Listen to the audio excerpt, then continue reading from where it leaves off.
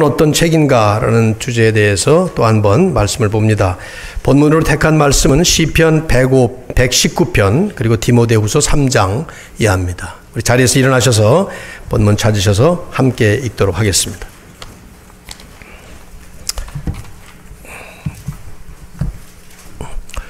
먼저 시편 119편 105절 말씀 다 같이 읽습니다. 시작.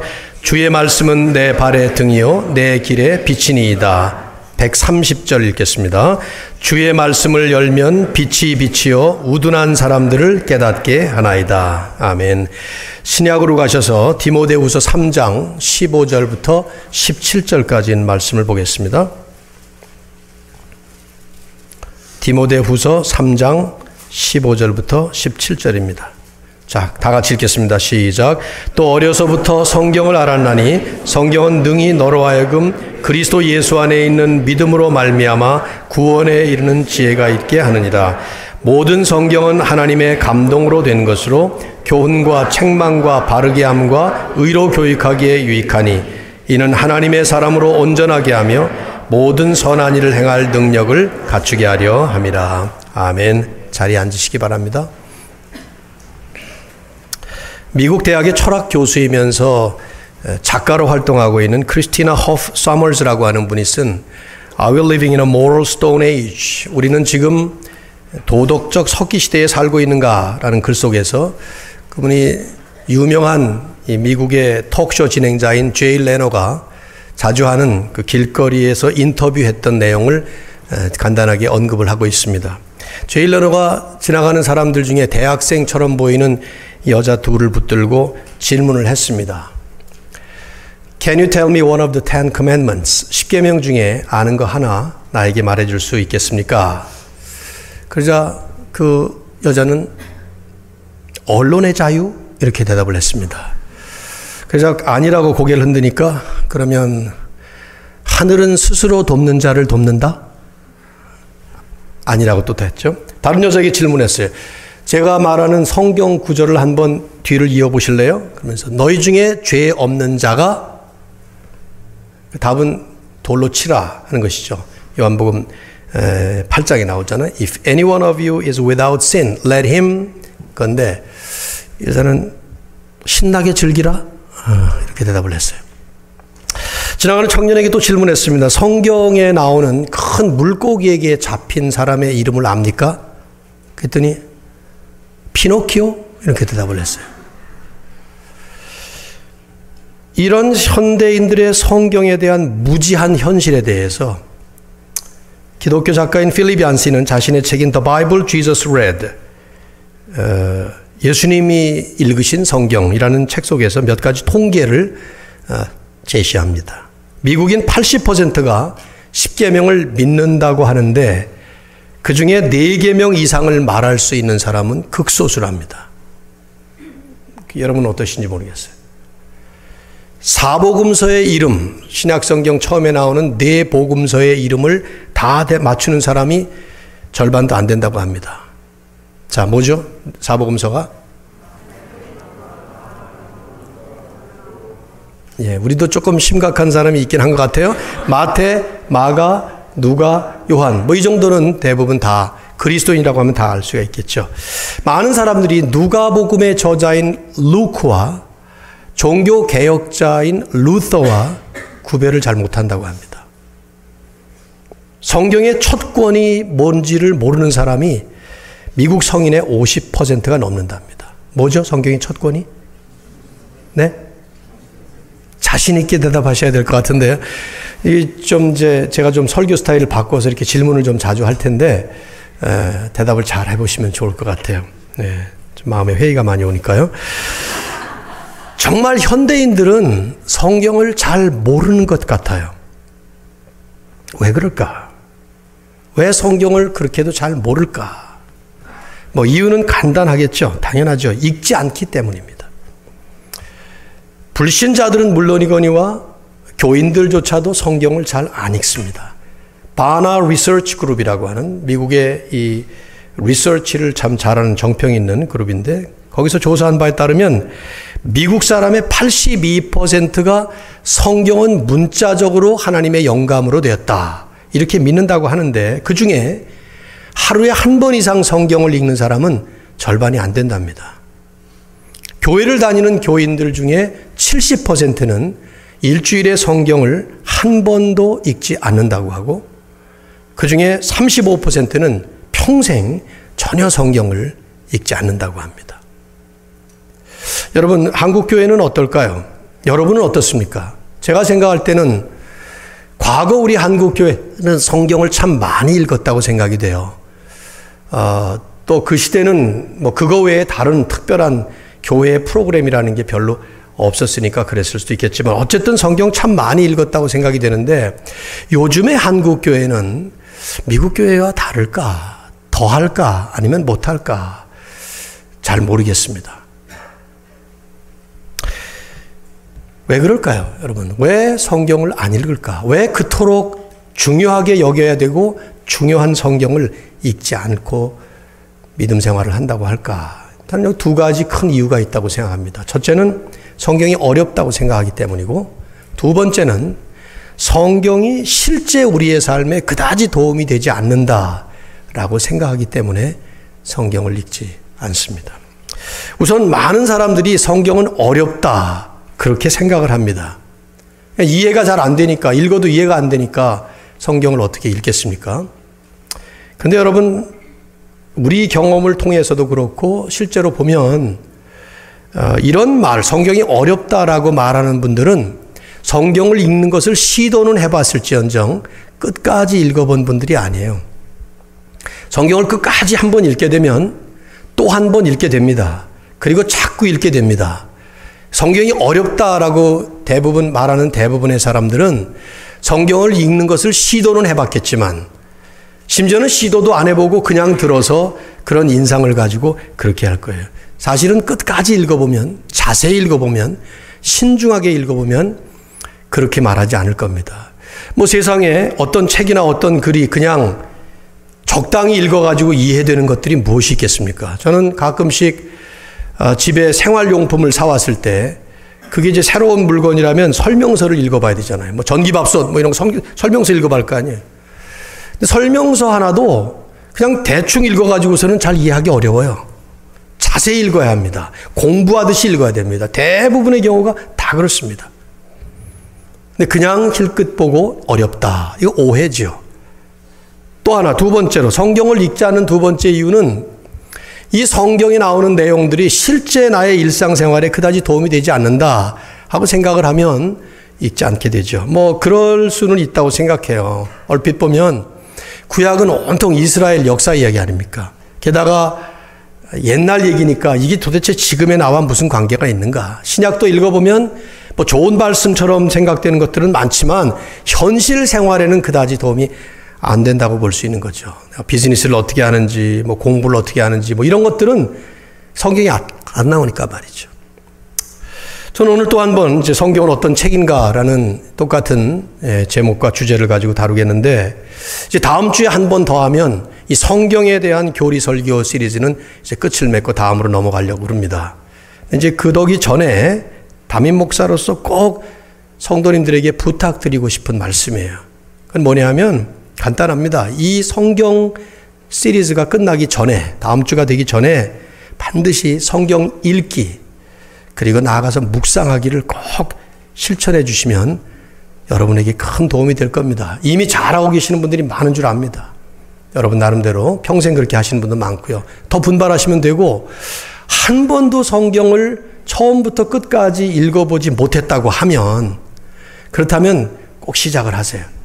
일주일에 20석 읽으면 성경 전체를 한 번 1년에 읽으실 수가 있어요. 하루에 넉 장, 주일은 빼시고 6일만 읽으시면 충분히 읽습니다. 어렵지 않습니다. 이걸 컨시스턴트하게 패턴으로 잡아가는 이 작업이 절실히 요구된다고 생각돼요. 오늘 이제 말씀을 나누게 되면 특별히 이제 그런 말씀이 여러분에게 분명하게 새겨질 거라고 생각이 드는데, 오늘 저 성경의 두 가지 특징에 대해서 말씀을 나누겠어요. 첫째는 성경의 명료성 혹은 명확성, clarity. 두 번째는 성경의 충분성 혹은 충족성, sufficiency. 첫 번째, 성경의 명료성이라는 이 개념은 성경이 어렵다라는 오해에 대한 답이 될 것입니다.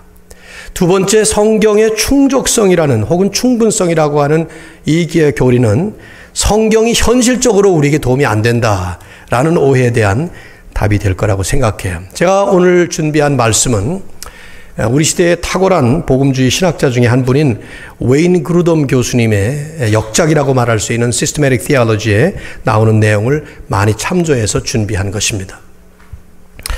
첫째는 성경의 명료성입니다. 한번 우리가 이런 부분을 잘 정리를 하시면 좋을 것 같아요. 혹은 명확성이라고 해도 괜찮습니다. 이 말씀은 이제 이 내용을 정리를 좀 할 필요가 있어요. 뭐 정의라고 할까.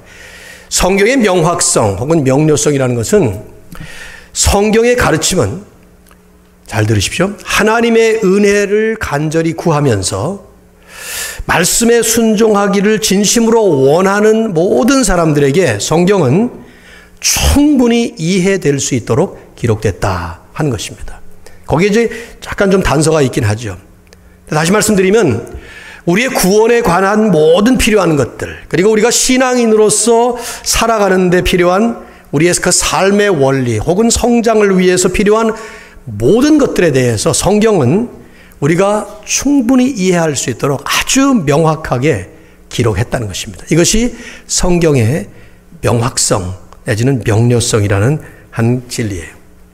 물론 어떤 부분은 어렵죠. 성경 자체도 그것을 말씀을 하고 있으니까요. 예를 들어 베드로후서 3장 15절 16절을 보면 베드로가 바울에 대해서 설명을 하면서 사도 베드로가 이게 이제 성경이 완성되어가는 과정 속에 신약 성경 하나하나가 서신으로 이렇게 되어가고 있을 때 이런 말씀을 했어요. 우리가 사랑하는 형제 바울도 그 받은 지혜대로 너희에게 이같이 썼고 또 그 모든 편지에도 이런 일에 관하여 말하였으되 그 중에 알기 어려운 것이 덜어 있으니, 그 다음에 생략했지만 무식한 자들과 굳세지 못한 자들이 다른 성경과 같이 그것도 억지로 풀다가 스스로 멸망에 이르느니라. 이런 말씀을 했습니다. 그러니까 이 말씀 무슨 말이냐면 베드로가 베드로후서에서 성도들에게 말씀을 하면서 사도 바울이 쓴 많은 서신들, 그 중에 13권이 우리에게 성경으로 드디어 이제 성령의 감동으로 정리가 된 것인데 그 가운데는 어려운 것이 덜어 있다 이 말이에요. 근데 그 어려운 것들을, 이 표현을 그대로 쓴다면 무식한 자들과, 이거는 지적으로 무식하다는 말이 아니에요. 학교 공부를 많이 못했다는 뜻이 아닙니다. 알지 못하는, 영적으로 둔감하고 무지하다, 그런 뜻입니다. 그런 사람, 또 굳세지 못한, 믿음이 온전히 든든하지 못한 사람들이 억지로 그것을 다른 명료한 성경들처럼 풀다가 스스로 이단에 빠졌다 혹은 멸망에 빠졌느니라, 그런 말씀을.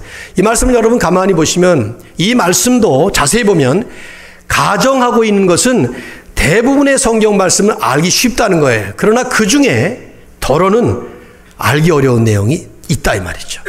베드로가 지금 강조하고 있는 핵심은 그런 말씀들을 억지로 풀려다가 알기 어렵기 때문에 사실은 풀기 쉬운 말씀이 아닌데 그러다가 잘못된 이단으로 빠져들어가는 그런 것이 그 사람들의 책임이다, 이걸 말하는 것이지 성경이 어렵다는 얘기가 아니에요. 오히려 성경은 쉽다는 것을 가정하고 있죠.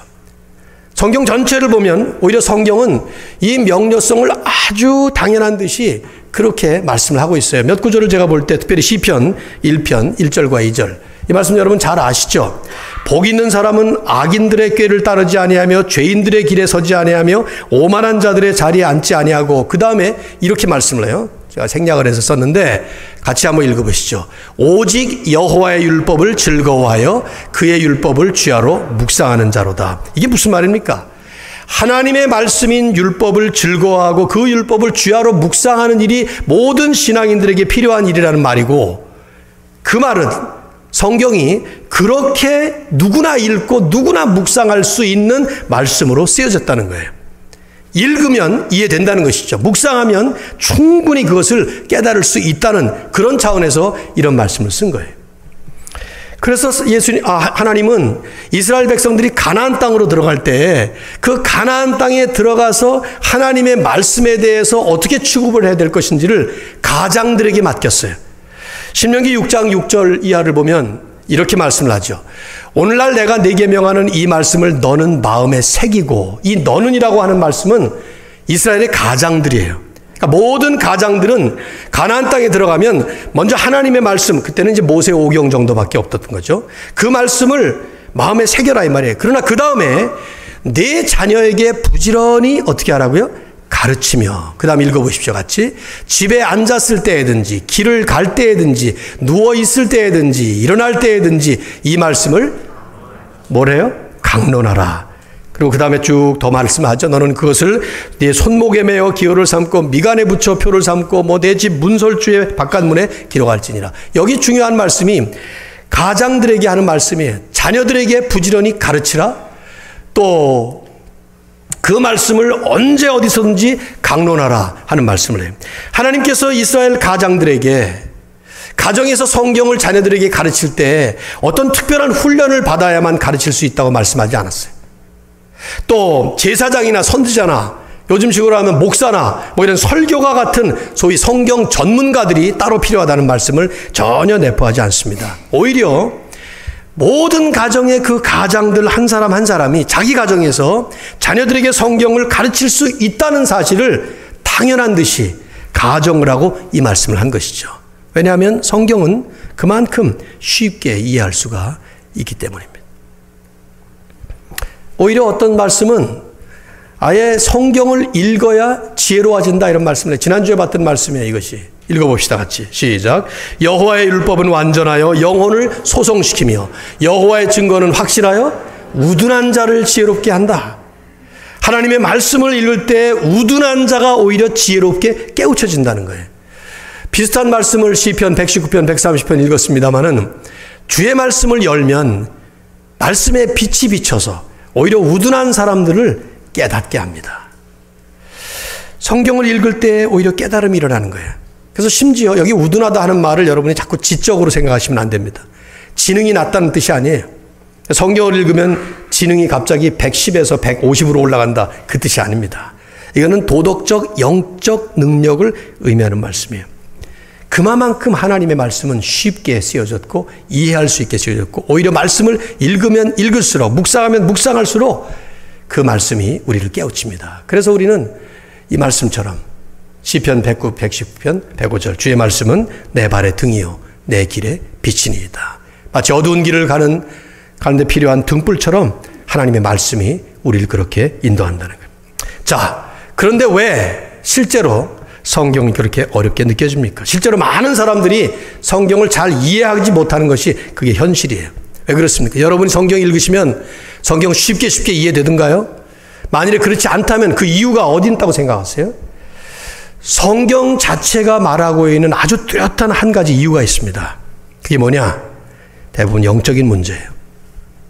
성경 전체가 공통적으로 보여주고 있는 성경을 이해하지 못하는 성경에 대해 성경을 어렵게 우리가 느껴지게 만드는 이유는 믿음이 없는 불신자가 말씀을 이해 못할 때도 마찬가지고 심지어는 믿음을 가지고 있다고 하지만 여전히 이해하지 못한다고 할 때 그것이 공통적으로 영적인 문제요, 믿음의 문제요, 영적 자질과 능력의 문제라는 것을 보여줍니다. 예를 몇 가지를 성경에서 좀 찾아보겠는데 마가복음 8장 21절을 보면 예수님의 제자들이 복음서에 수없이 많은 그 반복되는 모습들이 예수님의 말씀을 이해를 잘 못하든가 아니면 예수님께서 하시는 사역의 뜻을 분명하게 이해를 못하는 모습들이 아주 많이 나왔습니다.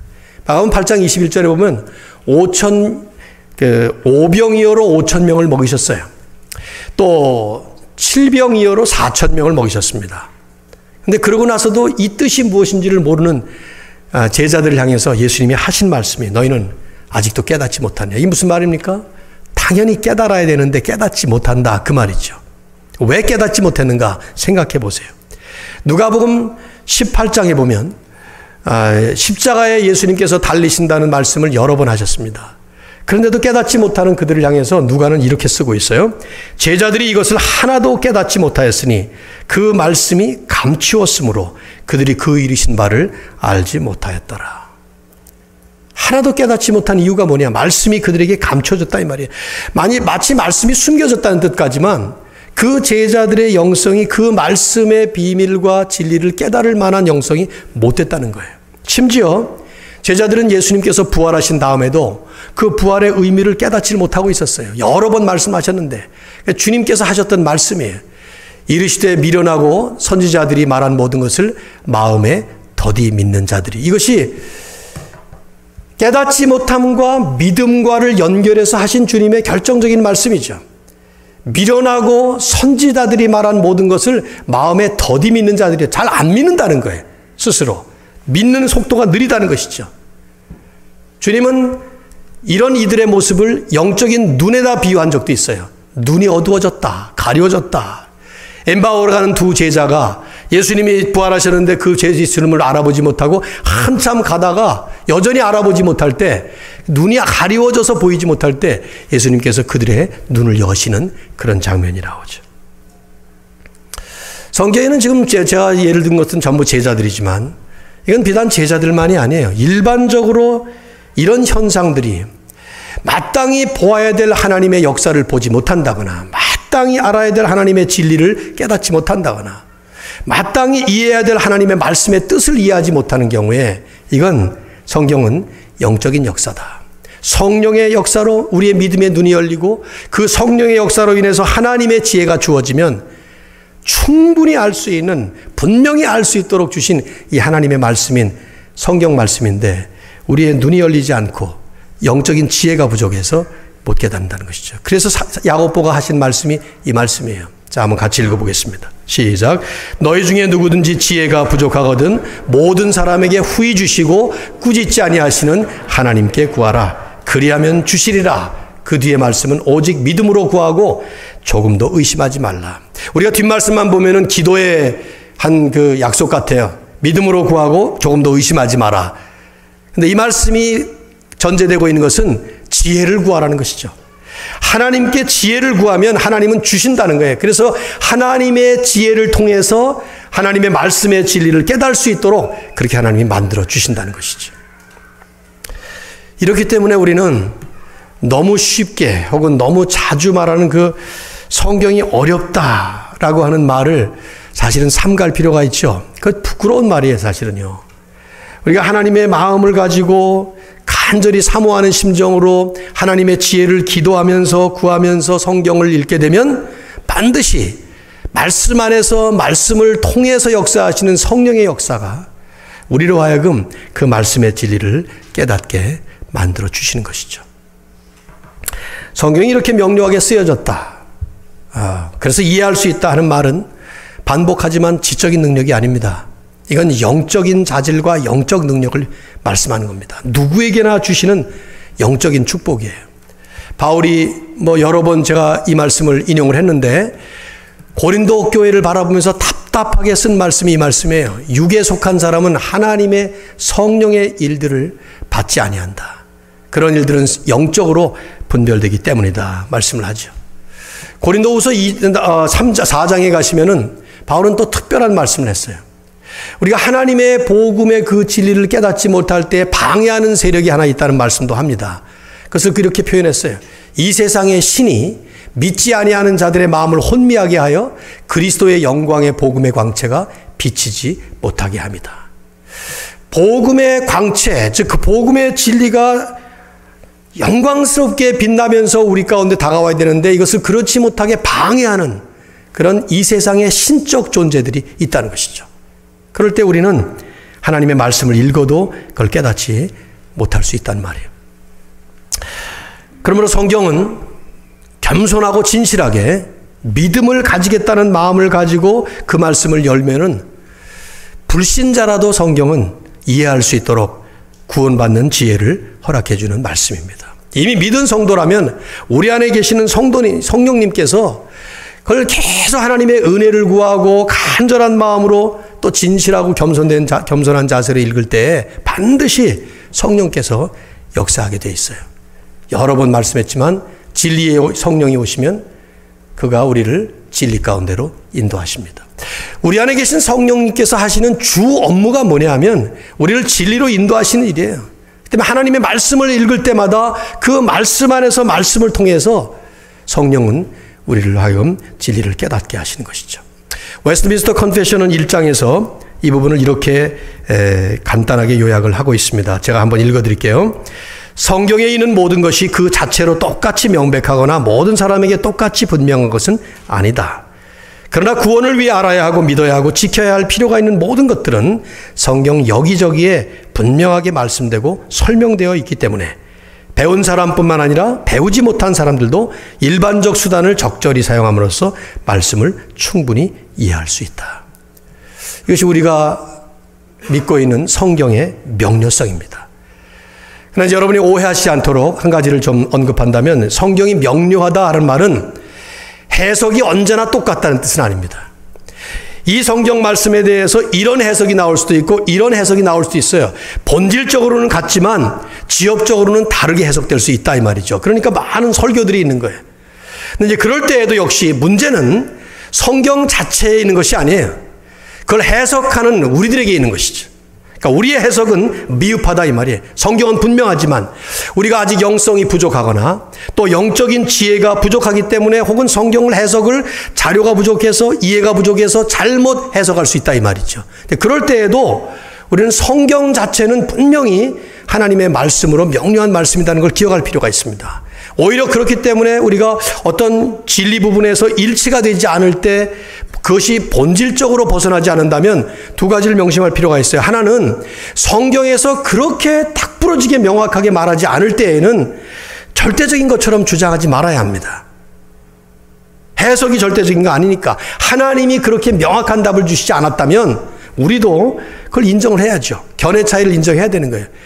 침례교는 침례교대로, 감리교는 감리교대로 서로 각각 다른 어떤 교리적인 정리를 할 때 그게 본질적인 것이 아니라면 충분히 해석의 차이가 있다는 것을 인정할 필요가 있어요. 점점 세월이 가면서 하나님의 이런 계시가 충분하게 우리가 이해될 때 더 충분한 분명한 해석이 나올 수 있기 때문이죠. 또 하나 성경 해석상 실수가 있다는 것을 우리는 늘 인정하고 그렇게 기억을 할 필요가 있는 것이죠. 그래서 여러분 설교를 절대적인 말씀으로 들으면 안 돼요. 저는 설교자이기 때문에 설교의 중요성을 누구보다도 알고 강조하고 싶어요. 그러나 그렇더라도 설교가 절대적인 게 아니에요. 말씀이 절대적인 것입니다. 그 말씀에서 나오는 해석에 준한 설교들은 전부가 다 오점이 있을 수가 있습니다. 잘못된 해석이 있을 수 있고 잘못된 적용이 있을 수 있어요. 그러나 하나님의 말씀은 정황부호한 아주 분명한 진리라는 것을 기억하셔야 됩니다. 그래서 성도들은 누구를 막론하고 하나님의 말씀에 깊이 집중해야 돼요. 두 번째, 성경의 충분성, 충족성에 대해서 하나 더 말씀을 나누도록 하죠. 이미 여러 번 이런저런 말씀으로 언급을 했지만 좀 더 일목요연하게 정리할 필요가 있는 그런 진리입니다. 간단하게 정리를 내리면 이런 거예요. 지금 여러분이나 제가 가지고 있는 이 완성된 성경은 우리의 구원 그리고 하나님을 믿고 순종하는 데 필요한 모든 말씀들이 전부 다 충분하게 완벽하게 기록되었다 하는 것이죠. 디모데후서 3장 15절부터 17절 이 말씀이 이제 거의 텍스트처럼 계속해서 나오고 있는데 자, 한번 또 읽어봅시다. 여러분 이거 암송하시면 좋을 것 같아요. 이 말씀이 다음 주 설교 끝날 때까지 자 읽어보세요. 시작. 성경은 능히 너로 하여금 예수 안에 있는 믿음으로 말미암아 구원에 이르는 지혜가 있게 하느니라. 그 다음 넘겨드리죠.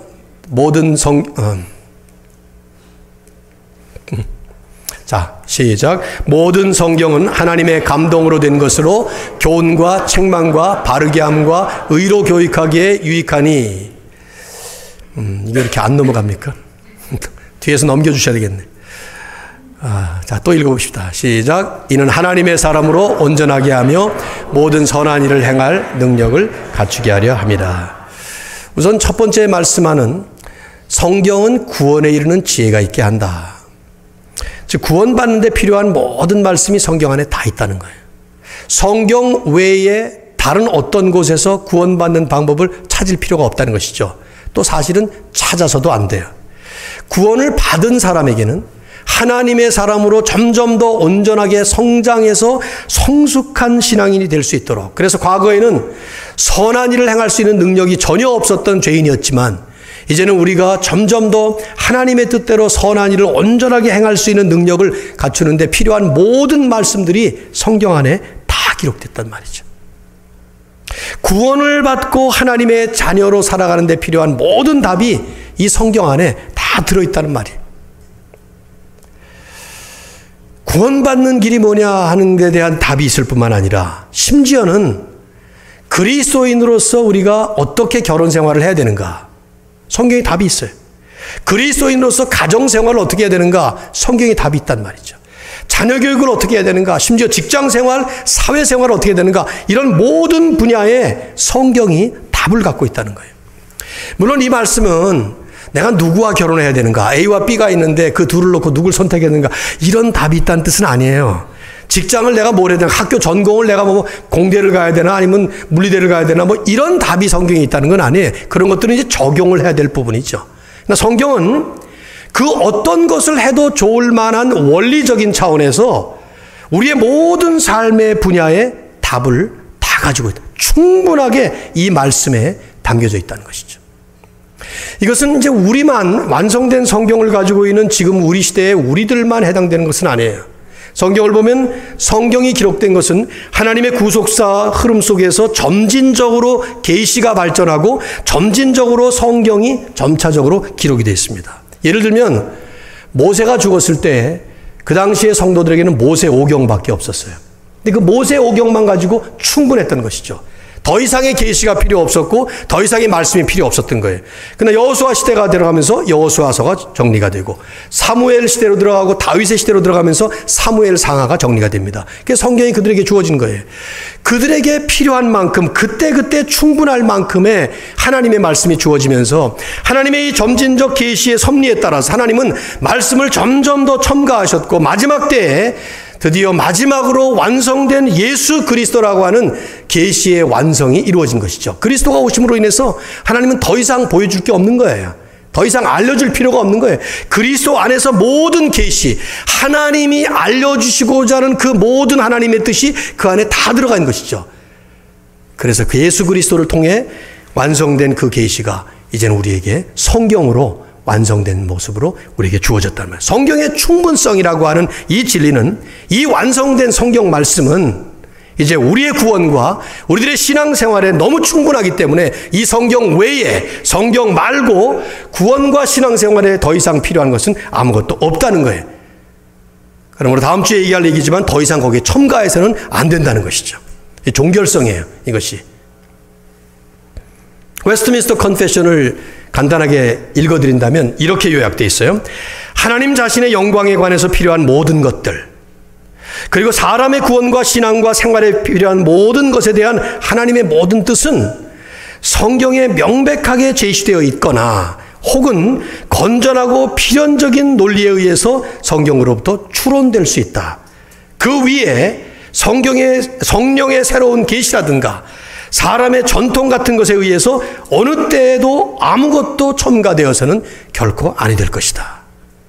이것은 이제 성경에 나오는 이 진리를 잘 요약한 하나의 신앙 고백서라고 볼 수가 있습니다.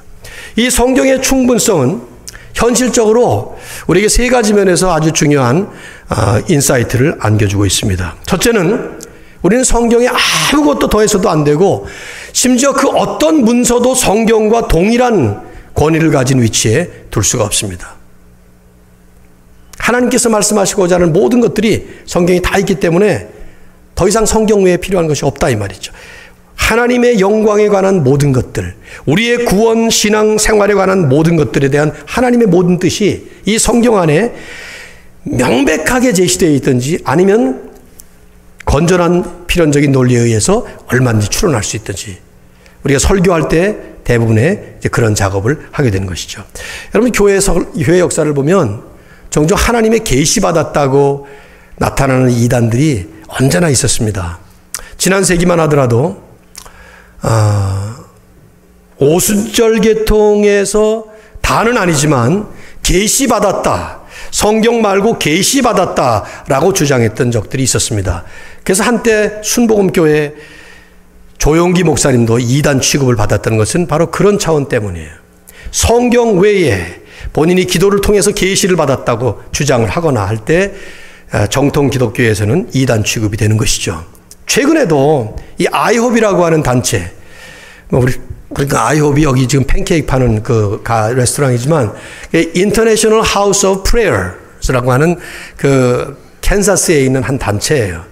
여기 이제 기도 운동으로 시작이 됐는데 여기서 신사도 운동이라는 것이 시작이 됐어요. 신사도라는 게 뭐냐면 새로운 사도라는 거예요. New Apostles. 사도들은 1세기 때 다 끝난 분들이에요. 그분들을 통해서 계시가 완성됐습니다. 그분들을 통해서 신약 성경이 완성됐어요. 이분들이 사도들이에요. 끝났어요. 성경이 완성됨으로 인해서 더 이상 사도가 없습니다. 근데 신사도 운동이라는 운동을 펼치면서 새로운 계시를 주장하기 시작하는데 이거 이단이에요. 영락없이 우리는 이단 취급을 해야 합니다. 몰몬교가 왜 이단인가? 간단해요. 성경을 그들도 믿어요. 그런데 몰몬경을 또 믿습니다. 조셉 스미스가 만든 몰몬경이 성경과 동일한 위치에 있고 현실적으로는 성경보다 더 높게 그들은 마치 실행 지침서처럼 그걸 봅니다. 가톨릭을 왜 이단이라고 취급하는가? 성경 외에 외경을 또 믿습니다. 성경 외에 그 어떤 것도, 완성된 이 말씀 외에 어떤 것도 첨가될 수가 없어요. 왜냐하면 하나님의 말씀에, 하나님은 충분하게 말씀의 진리를 포함시켰기 때문이죠. 또 하나, 우리는 신앙생활과 관련해서 참 중요한 부분인데요. 성경이 분명하게 혹은 암시적으로 금하지 않은 것을 죄라고 말해서는 안 되고, 반대로 성경에서 분명하게 혹은 암시적으로 하라고 명령하지 않은 것들을 요구할 수 없습니다. 이게 무슨 말이냐? 교리적인 문제 혹은 도덕적인 문제에서 우리는 성경이 가르치는 것, 성경이 강조하는 것, 하나님께서 성경을 통해서 말씀하시는 것에만 만족할 필요가 있어요. 특별히 다른 사람들과의 관계에 있어서 이 점이 중요합니다. 하나님이 우리가 알아야 될 만한 모든 것들은 여기에 다 넣으셨습니다. 근데 여기에 분명하게 혹은 암시적으로 금지하지 않은 것들을 죄라고 말하는 것은 그것은 율법주의예요. 또 여기에 분명하게 혹은 암시적으로 하라고 명령하지 않은 것들을 요구하는 것도 역시 율법주의입니다. 그런데 얼마나 많은 것들이 그렇게 행해지고 있는가 한번 보십시오. 여러분이나 제가 우리 자신에게나 다른 사람들에게 저러면 안 돼 라고 말할 때 성경 어디에 나오는 얘기인가요? 성경 어디에서 우리가 결론 지을 수 있는 원리냐 이 말이죠. 많은 경우에는 내가 가지고 있는 잣대와 내가 알고 있는 전통과 내가 가지고 있는 상식, 그것들은 절대적이지 않아요. 성경에 있지도 않은 것을, 성경에서 꺼낼 수도 없는 것들을 그렇게 합니다. 조심스럽지만 예를 하나 든다면 우리 근처에 랭캐스터에 아미시 커뮤니티가 있습니다. 이 아미시 커뮤니티는 의도가 참 좋아요. 하나님의 말씀대로 살고 점점 더 타락해가는 세상과 타협하지 않기 위해서 그분들은 상당히 구약의 많은 부분들을 하나님의 말씀으로 붙잡고, 당연하죠. 구약의 말씀들이 하나님의 말씀이니까 붙잡고, 그래서 안 하는 것이 많습니다. 전기도 쓰지 않고 제가 아는 상식으로 볼 때는 여러 가지 자동차도 안 사고 이런 거 안 합니다. 근데 이런 것이 도가 지나쳐서 그런 것을 하는 사람들을 향해서 만일에 그 죄다, 저렇게 함으로 인해서 세상과 타협함으로 죄를 짓고 있는 것이다 라고 말한다면 그건 성경적으로 어긋나는 일입니다.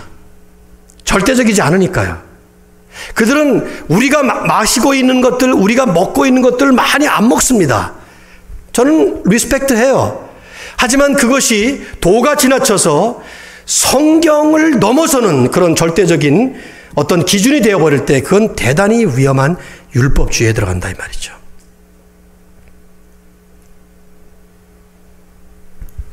또 이 반대급부에서 마지막으로 한 가지를 더 언급할 필요가 있는 것 같아요. 오늘날 성경만으로는 충분하지 않다. 성경만으로는 불충분하다. 하는 마치 그런 것처럼 성경 외에 다른 곳에서 혹은 다른 것을 통해서 우리 삶의 해답을 찾으려고 하는 수많은 시도들, 그것들은 성경의 충분성을 인정하지 않는 일이 될 것입니다. 제가 한 분의 말씀을 인용을 하겠습니다. 제임스 보이스 목사님이 쓰신 Whatever Happened to the Gospel of Grace 이런 책 속에 쓰셨는데 우리 여기 십장로교회 과거에 그 담임 목사님이셨죠. 한 30년가량 참 목회도 잘하셨지만 탁월한 신학자였습니다. 개혁주의 신학교. 이분이 이렇게 얘기를 했어요. 들어보십시오. 한번. 마틴 루터 시대, 종교개혁 시대의 솔라 스크립투라. 솔라 스크립투라라는 말은 오직 성경이란 말이죠. 이 오직 성경이라고 하는 이 진리는 중세교회의 전통이나 교회 회의나 교황의 도전에, 교황의 권위에 맞서서 오직 성경을 그리스도인의 유일한 최종 권위로 삼는 것과 연관되어 있었다. 그렇죠? 그 당시는 교황권이 성경보다 높았어요. 교황청에서 이루어지는 그 카운슬, 회의가 성경의 모든 것들보다 위에 있었습니다. 그 바람에 많은 전통들이 세워졌는데 그 당시에 솔라 스크립토라, 오직 성경이라는 것은 그런 것에 맞서서 싸웠던 거예요. 왜냐하면 오직 성경만을 교회의 유일한 권위로 확립하기를 원했기 때문이다. 그런데 오늘날 우리들의 문제는 과연 성경이 교회의 삶과 성도의 삶의 사역에 충분한가의 여부를 결정하는 데 있게 되었다. 성경만으로 충분한가? 이 질문이 심각하다 이 말이에요. 중략을 하고요. 끝부분에 가서 그분이 이렇게 말했어요. 16세기의 전투가, 종교개혁 시대의 전투가 성경의 교회 전통을 덧붙이려고 하는 이들과의 싸움이었다면 오늘날 우리들의 전투는 우리가 하나님의 일을 하는 데 있어서 세상적 방법을 사용하게끔 만드는 일과의 싸움이 될 것이다. 그러면서 그런 역설을 했어요. 제가 중략을 하면서 말씀을 한다면 하나님의 말씀만으로 전도에 충분하다. 즉 다른 종류의 세상적인 기교 같은 것들이 필요 없다 이 말이에요. 하나님의 말씀만으로 그리스도인이 성화되는 데 충분하다. 하나님의 말씀만으로 우리의 삶에 필요한 하나님의 인도하심을 받기에 충분하다. 심지어 하나님의 말씀만으로 이 세상과 사회를 개혁하는 데 충분하다. 그러면서 예를 든 것이 16세기에 스위스 제네바를 말씀 한 가지를 가지고 사회를 개혁하고 그 현장을 개혁시켰던 칼빈의 예를 드셨습니다. 오늘날 우리는 신앙생활을 좀 더 잘하겠다는 생각을 가지고 좋은 의도로 많은 방법들을 동원합니다. 예배 하나만 하더라도 그렇죠. 상당히 많은 방법들을 동원합니다. 뭐 세상이 바뀌고 현장이 바뀌고 문화가 달라지고 하면서 거기에 맞게 옷을 입는 작업은 필요하다고 생각해요. 그러나 이게 성경만으로는 충분하지 않기 때문에 자꾸 이런 식의 작업들을 한다면, 이런 프로그램들이 만들어져야 된다면 우리는 사실은 정말 중요한 이 성경의 진리, 솔라 스크립토라, 오직 성경으로 충분하다고 하는 이 진리를 과연 믿고 있는가 생각을 해봐야 돼요. 극단적인 얘기를 한다면 여러분과 제가 만일에 무인도에 떨어진다. 그러면 딱 하나 필요한 게 뭘까요? 딱 하나. 무인도에 떨어진다. 뭐 물론 먹고 사는 건 필요하겠지만 그거 말고 우리가 영적인 삶을 사는 사람으로서 딱 하나 필요하다. 뭐가 필요하겠습니까? 예? 테레비가 필요하겠습니까? 무슨 뭐가 필요하겠습니까? 딱 뭐가 저는 하나님 예배하는 게 필요하다고 생각해요. 우리가 하는 것은 하나님, 우리 인생의 목적 자체가 to glorify Him and to enjoy Him forever. 하나님을 영화롭게 하고 하나님을 영원토록 즐거워하는 것이다. 그러니까 하나님을 영화롭게 하고 하나님을 즐거워하는 것, 그것이 전부인데, 그러니까 아무것도 없어요 이제. 혼자 떨어졌으면 뭐가 필요해? 하나님 섬길 그거밖에 없죠. 어떻게 할 수 있겠습니까? 하나님의 말씀 하나면 됩니다. 그 어떤 것도 필요가 없어요. 이건 뭐 극단적인 예를 드는 거예요. 이만큼 하나님의 말씀이 우리에게 충분하다는 거예요.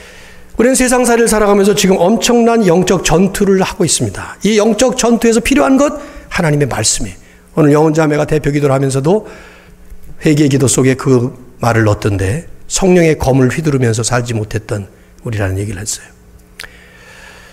예수님의 예를 보면 주님은 그 격렬한 사탄의 3번에 걸친 반복되는 유혹을 받으실 때 간단하게 말씀 한마디로, 2마디로, 3마디로 물리치셨습니다. 오늘 우리에게 필요한 이 하나님의 말씀, 충분한 이 하나님의 말씀, 부탁과 권면을 드립니다. 말씀을 읽기를 시작하십시오. 이미 말씀 읽기를 시작하셔서 성실하게 잘 읽고 묵상하시는 분들 열심히 더더욱 분발하셔서 더 잘하시기 바랍니다. 그 말씀만이 우리의 영의 양식이 될 것입니다. 다음 주에 이 말씀으로 말씀을 결론을 맺겠습니다. 기도하겠습니다.